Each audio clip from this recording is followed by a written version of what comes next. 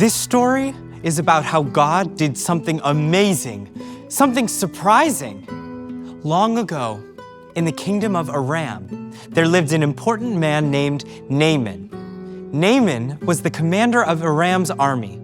He was brave and well-liked because God gave him success over Aram's enemies. He was such a powerful man that he got pretty much whatever he wanted, and he was used to getting things his way. What are you doing? I'm sorry. What do you need? Bring me a drink. Yes, sir. Here, sir. Naaman was a very brave soldier, and his country loved him because he was so successful. It feels good to win so many battles with my big, powerful army. And it's great that my country loves me so much. Naaman's life was good. Yes, my life is good. Huh? What's this? Naaman discovered that he had a terrible skin disease. Ah! What is this? No one had a cure for his skin disease. What am I going to do? There's nothing I can do! Now, a young Israelite girl was a servant for Naaman's wife. Even though her life was hard, she had compassion for Naaman and told his wife how he could be healed.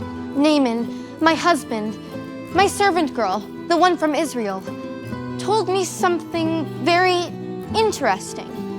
Naaman's wife repeated what the young Israelite girl had said. There was a prophet of God in Israel named Elisha. She explained how God talks to Elijah and allows him to heal people. Naaman decided to go and ask Elisha for help. Your Majesty, King of Aram, I was told there was someone in Israel who may be able to cure my skin. With your permission, I'd like to go and see him. The king gave Naaman permission to go to Israel. Naaman made the long journey to Israel, where God's special people lived. Now, the nation of Israel was not doing well. Many people had turned away from God and were serving fake gods and idols. Things were so bad that the nation had even split into 2 different countries. The nation was a mess. This nation is a mess. I hope Elijah can help me. Naaman traveled to Elisha's house. A messenger came out and delivered a simple message.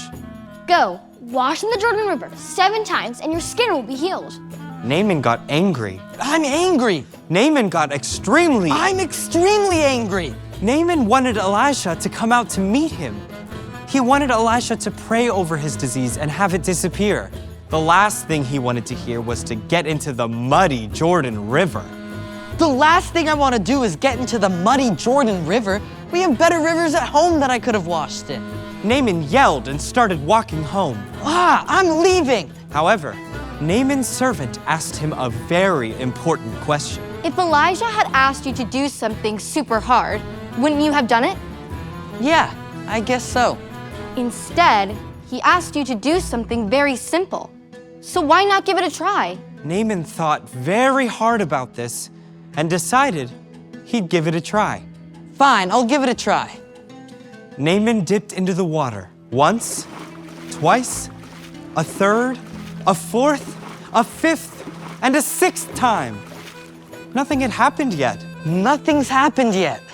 But that final dip was different. When he came up, the disease was completely gone. Naaman was healed. I feel different. I'm completely healed. More than just his outside being healed, his heart was changing. And he knew that the Lord is the true God. Only the true God could do this.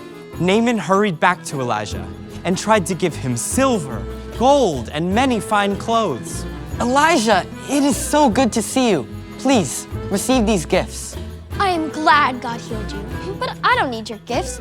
I only want you to know that God lives, unlike the fake gods in Aram. Oh, I'm a changed man. I will only worship the Lord for the rest of my life. Naaman took some dirt and clay from Israel so that he could create an altar to worship the Lord in his home country, Aram. Naaman realized that he couldn't have healed himself. A king or a lifeless god couldn't have healed him either. God's victory showed Naaman that God does what no one else can.